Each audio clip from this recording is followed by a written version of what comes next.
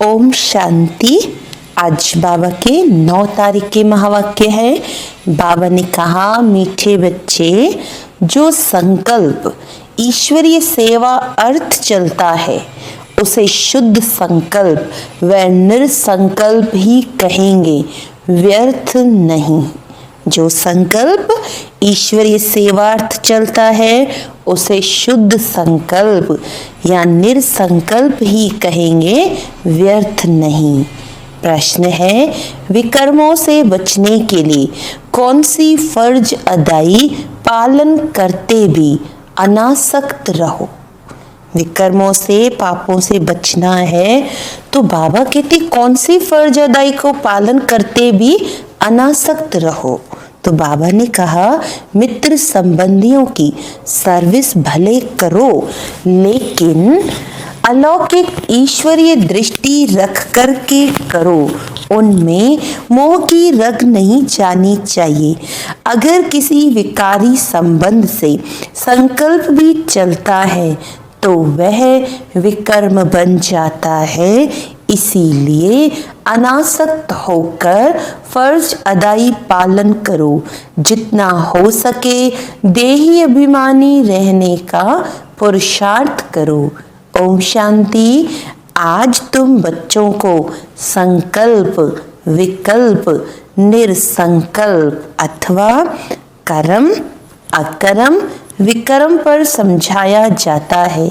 जब तक तुम यहाँ हो तब तक तुम्हारे संकल्प जरूर चलेंगे। संकल्प धारण किए बिना मनुष्य कोई एक क्षण भी रह नहीं सकता है। अब ये संकल्प यहाँ भी चलेंगे, सतयुग में भी चलेंगे और अज्ञान काल में भी चलते हैं। परंतु ज्ञान में आने से संकल्प नहीं, क्योंकि तुम परमात्मा की सेवा अर्थ निमित्त बने हो। तो जो यज्ञ अर्थ संकल्प चलता वह संकल्प नहीं, वह निरसंकल्प ही है। बाकी जो फालतू संकल्प चलते हैं अर्थात कलयुगी संसार और कलयुगी मित्र संबंधियों के प्रति चलते हैं, वह विकल्प कहे जाते हैं, जिससे ही विकर्म बनते हैं और विकर्मों से दुख प्राप्त होता है।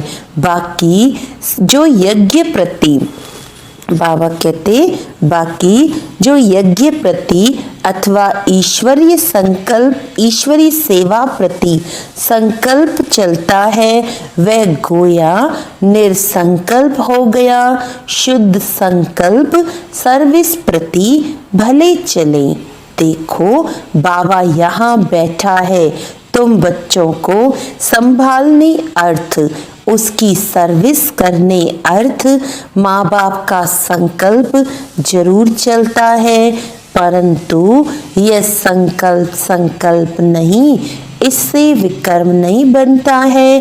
परंतु यदि किसी का विकारी संबंध प्रति संकल्प चलता है तो उनका विकर्म अवश्य ही बनता है। बाबा तुम बच्चों को कहते हैं कि मित्र संबंधियों की सर्विस भले करो, परंतु अलौकिक ईश्वरीय दृष्टि से वह मोह की रग नहीं आनी चाहिए। अनासक्त होकर अपनी फर्ज अदाई पालन करनी चाहिए। परंतु जो कोई यहाँ होते हुए, कर्म संबंध में होते हुए उनको नहीं काट सकते, तो भी उनको परमात्मा को नहीं छोड़ना चाहिए। हाथ पकड़ा हुआ होगा तो कुछ न कुछ पद प्राप्त कर लेंगे। अब यह तो हर एक अपने को जानते हैं कि मेरे में कौन सा विकार है। अगर किसी में एक भी विकार है तो वह है देह अभिमानी जरूर ठहरा। जिसमें विकार नहीं वह ठहरा देही अभिमानी। किसी में कोई भी विकार है तो वो सजाएं जरूर खाएंगे, और जो विकारों से रहित हैं वे सजाओं से मुक्त हो जाएंगे। जैसे देखो कोई कोई बच्चे हैं जिनमें न काम है, न क्रोध है, न लोभ है, न मोह है। वो सर्विस बहुत अच्छी कर सकते हैं। अब उन्हों की बहुत ज्ञान विज्ञानमय अवस्था है। वह तो तुम सब भी वोट देंगे। अब यह तो जैसे मैं जानता हूँ वैसे तुम बच्चे भी जानते हो। अच्छे को सब अच्छा कहेंगे, जिसमें कुछ खामी होगी उनको सभी वो बाबा कहते जिसमें कुछ खामी होगी उनको सभी वही वोट देंगे। अब यह निश्चय करना जिनमें कोई विकार है वो सर्विस नहीं कर सकते। जो विकार प्रूफ है वो सर्विस कर औरों को आप समान बना सकेंगे। इसीलिए विकारों पर पूर्ण जीत चाहिए। वास्तव में विकल्प पर पूर्ण जीत चाहिए। ईश्वर अर्थ संकल्प को निरसंकल्प रखा जाएगा। वास्तव में निरसंकल्पता उसी को कहा जाता है जो संकल्प चले ही नहीं, दुख सुख से न्यारा हो जाए। वह तो अंत में जब तुम हिसाब किताब चुकतू कर चले जाते हो वहां दुख सुख से न्यारी अवस्था में तब कोई संकल्प नहीं चलता। उस समय कर्म अकर्म दोनों से परे अकर्मी अवस्था में रहते हो। यहाँ तुम्हारा संकल्प जरूर चलेगा, क्योंकि तुम सारी दुनिया को शुद्ध बनाने अर्थ निमित्त बने हुए हो। तो उसके लिए तुम्हारे शुद्ध संकल्प जरूर चलेंगे। सतयुग में शुद्ध संकल्प चलने के कारण संकल्प नहीं, कर्म करते भी कर्म बंधन नहीं बनता। समझा? अब कर्म अकर्म और विकर्म की गति तो परमात्मा ही समझा सकता है। वही विकर्मों से छुड़ाने वाला है जो संगम पर तुमको पढ़ा रहे हैं। इसीलिए बच्चे अपने ऊपर बहुत ही सावधानी रखो। अपने हिसाब किताब को भी देखते रहो। तुम यहाँ आए हो हिसाब किताब चुकतू करने, ऐसे तो नहीं। यहाँ कर भी हिसाब किताब बनाते जाओ तो सजा खानी पड़े। यह गर्भ जेल की सजा कोई कम नहीं है। इस कारण बहुत ही पुरुषार्थ करना है। यह मंजिल बहुत भारी है, इसीलिए सावधानी से चलना चाहिए। विकल्पों के ऊपर जीत पानी है जरूर। अब कितने तक तुमने विकल्पों पर जीत पाई है? कितने तक इस निरसंकल्प अर्थात दुख सुख से न्यारी अवस्था में रहते हो, यह तुम अपने को जानते रहो। जो खुद को नहीं समझ सकते हैं वह मम्मा बाबा से पूछ सकते हैं, क्योंकि तुम तो उनके वारिस हो, तो वे बता सकते हैं। निरसंकल्प अवस्था में रहने से तुम अपने तो क्या किसी भी विकारी के विकर्मों को दबा सकते हो। कोई भी कामी पुरुष तुम्हारे सामने आएगा तो उसका विकारी संकल्प नहीं चलेगा। जैसे कोई देवताओं के पास जाता है तो उनके सामने वह शांत हो जाता है, वैसे तुम भी गुप्त रूप में देवताएं हो। तुम्हारे आगे भी किसी का विकारी संकल्प नहीं चल सकता है, परंतु ऐसे बहुत कामी पुरुष हैं जिनका कुछ संकल्प अगर चलेगा तो भी वार नहीं कर सकेगा। अगर तुम योग युक्त होकर खड़े रहेंगे तो देखो बच्चे, तुम यहाँ आए हो विकारों को, परमात्मा को विकारों की आहुति देने, परंतु कोई कोई ने अपने कायदे से आहुति नहीं दी है। उन्हों का योग परमपिता से जुटा हुआ नहीं है। सारा दिन बुद्धि योग भटकता रहता है, अर्थात देही अभिमानी नहीं बने हैं। देह अभिमानी होने के कारण किसी के स्वभाव में आ जाते हैं, जिस कारण परमात्मा से प्रीत निभा नहीं सकते हैं। अर्थात परमात्मा अर्थ सर्विस करने के अधिकारी नहीं बन सकते हैं। तो जो परमात्मा से सर्विस ले फिर सर्विस कर रहे हैं, अर्थात पतितों को पावन कर रहे हैं, वही मेरे सच्चे पक्के बच्चे हैं। उन्हें बहुत भारी पद मिलता है। अभी परमात्मा खुद आकर तुम्हारा बाप बना है। उस बाप को साधारण रूप में न जानकर कोई भी प्रकार का संकल्प उत्पन्न करना गोया विनाश को प्राप्त होना। अभी वह समय आएगा जो 108 ज्ञान गंगाएं पूर्ण अवस्था को प्राप्त करेंगी। बाकी जो पढ़े हुए नहीं होंगे वे तो अपनी ही बर्बादी करेंगे। यह निश्चय जानना, जो कोई इस ईश्वरीय यज्ञ में छिपकर काम करता है तो उनको जानी जाननहार बाबा देख लेता है। वह फिर अपने साकार स्वरूप बाबा को टच करता है। सावधानी देने अर्थ तो कोई भी बात छिपानी नहीं चाहिए। भल भूलें होती हैं, परंतु उनको बताने से ही आगे के लिए बच सकते हैं। इसीलिए बच्चे सावधान रहना।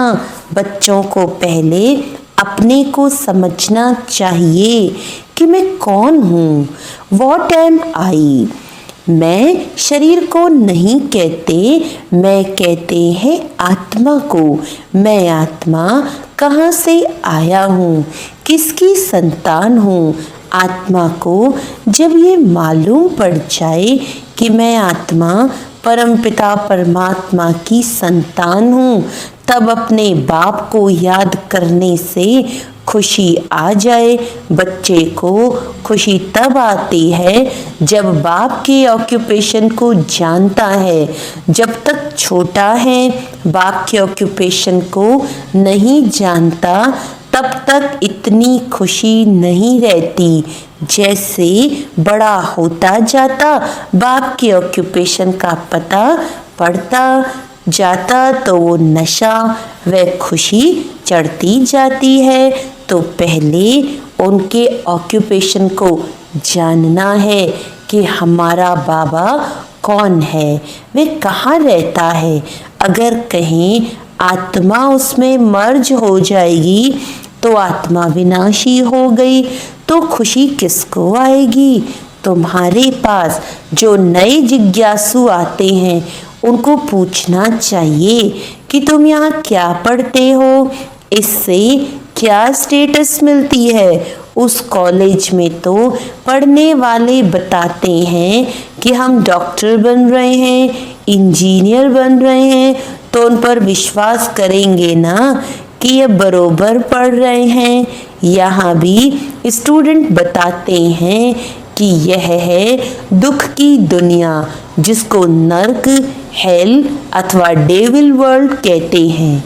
उनके अगेंस्ट है हेवन अर्थात डीटी वर्ल्ड यानी दैवी दुनिया, जिसको स्वर्ग कहते हैं।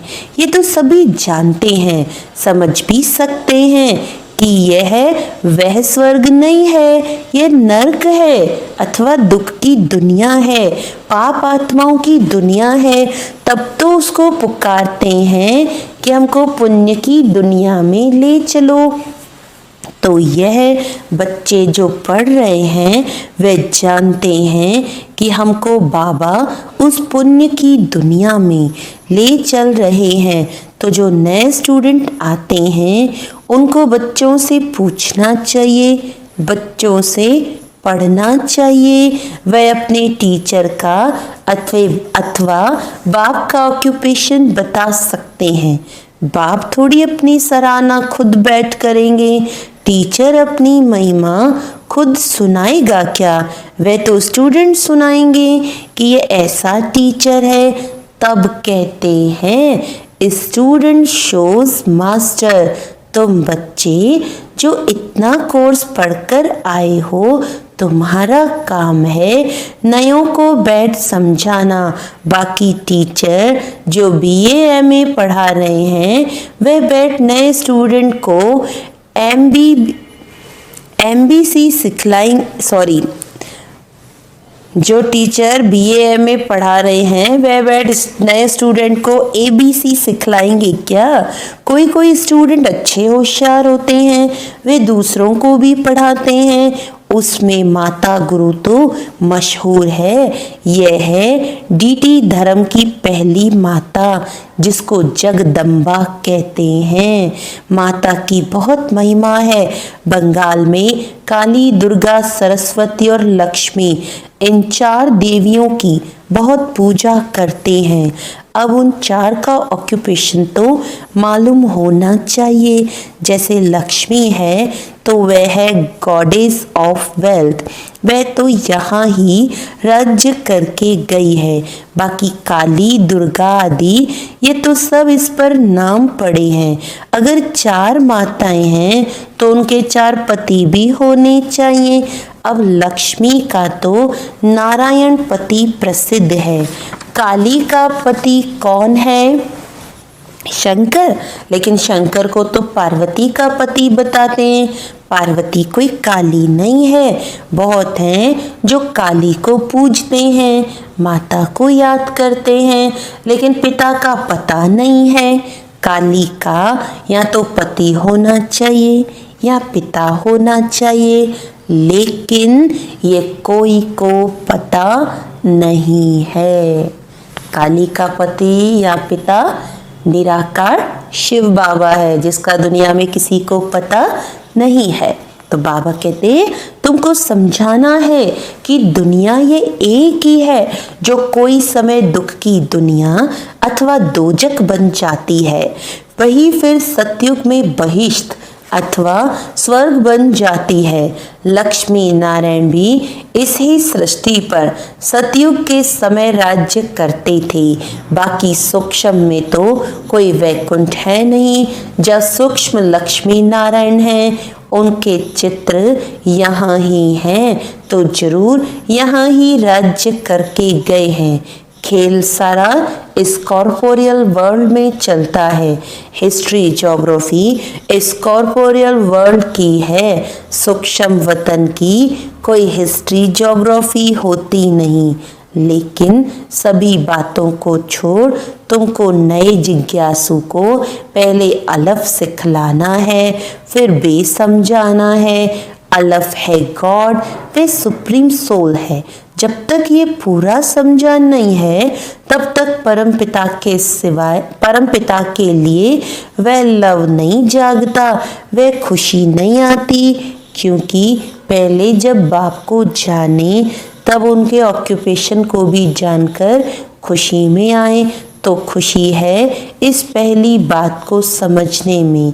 गॉड तो एवर हैप्पी है, आनंद स्वरूप है, उनके हम बच्चे हैं, तो क्यों ना वे खुशी आनी चाहिए, वह गुदगुदी क्यों नहीं होती। I am son of God, I am ever happy master God। वे खुशी नहीं आती तो सिद्ध है कि अपने को सन अर्थात बच्चा नहीं समझते हैं। God is ever happy, but I am not happy, क्योंकि फादर को नहीं जानते हैं। बात तो सहज है। कोई को ये ज्ञान सुनने के बदले शांति अच्छी लगती है, क्योंकि बहुत हैं जो ज्ञान उठा भी नहीं सकेंगे। इतना समय कहाँ है। बस इस अलफ को भी जानकर साइलेंस में रहें तो वह भी अच्छा है। जैसे सन्यासी भी पहाड़ों की कंदराओं में जाकर परमात्मा की याद में बैठते हैं। वैसे परमपिता परमात्मा की उस सुप्रीम लाइट की याद में रहें तो भी अच्छा है। उसकी याद से सन्यासी भी निर्विकारी बन सकते हैं, परंतु घर बैठे तो याद कर नहीं सकते, वहाँ तो बाल बच्चों में मोह जाता रहेगा। इसीलिए तो सन्यास करते हैं, होली बन जाते तो उसमें सुख तो है ना। सन्यासी सबसे अच्छे हैं, आदि देव भी सन्यासी बना है ना। ये सामने उनका यानी आदि देव का मंदिर खड़ा है, यहाँ तपस्या कर रहे हैं। गीता में भी कहते हैं देह के सभी धर्मों का सन्यास करो। वे सन्यास कर जाते तो महात्मा बन जाते। गृहस्थी को महात्मा कहना बेकायदे है। तुमको तो परमात्मा ने आकर सन्यास कराया है। सन्यास करते ही हैं सुख के लिए। महात्मा कभी दुखी नहीं होते हैं। राजाएं भी सन्यास करते हैं तो ताज आदि फेंक देते हैं। जैसे गोपी चंद ने भी सन्यास किया तो जरूर इसमें सुख है। अच्छा, मीठे मीठे सिकिलदे बच्चों प्रति माता पिता बाप दादा का याद प्यार और गुड मॉर्निंग। रूहानी बाप की रूहानी बच्चों को नमस्ते। हम रूहानी बच्चों की रूहानी बाप दादा को याद प्यार गुड मॉर्निंग, नमस्ते नमस्ते नमस्ते जी। अच्छा, आज धारणा के लिए बाबा ने पक्का कराया है, कोई भी उल्टा कर्म छिपकर नहीं करना है। बाप दादा से कोई भी बात छिपानी नहीं है। बहुत बहुत सावधान रहना है। दूसरी पॉइंट है स्टूडेंट शोज मास्टर। जो पढ़ा है वह दूसरों को पढ़ाना है। एवर हैप्पी गॉड के बच्चे हैं। इस स्मृति से अपार खुशी में रहना है। वरदान है हर आत्मा को ऊंच उठाने की भावना से रिगार्ड देने वाले शुभ चिंतक भव। हर आत्मा को ऊंच उठाने की भावना से रिगार्ड देने वाले शुभ चिंतक भव। हर आत्मा के प्रति श्रेष्ठ भावना यानी ऊंच उठाने की या आगे बढ़ाने की भावना रखना, अर्थात शुभ चिंतक बनना। अपनी शुभ वृत्ति से, शुभ चिंतक स्थिति से अन्य के अवगुण को भी परिवर्तन करना। किसी की भी कमजोरी व अवगुण को अपनी कमजोरी समझ वर्णन करने के बजाय, फैलाने के बजाय समाना और परिवर्तन करना, यह है रिगार्ड। बड़ी बात को छोटा बनाना, दिल शिकस्त को शक्तिवान बनाना, उनके संग के रंग में नहीं आना, सदा उन्हें भी उमंग उत्साह में लाना, यह है रिगार्ड। ऐसे रिगार्ड देने वाले ही शुभ चिंतक हैं। स्लोगन है त्याग का भाग्य समाप्त करने वाला। त्याग तो किया, लेकिन उस त्याग का अगर भाग्य समाप्त करने वाला जो चीज़ है वो पुराने स्वभाव संस्कार हैं। इसीलिए इसका भी त्याग करो। पुराने स्वभाव संस्कार का भी त्याग करेंगे तभी भाग्य बनेगा। अच्छा, ओम शांति।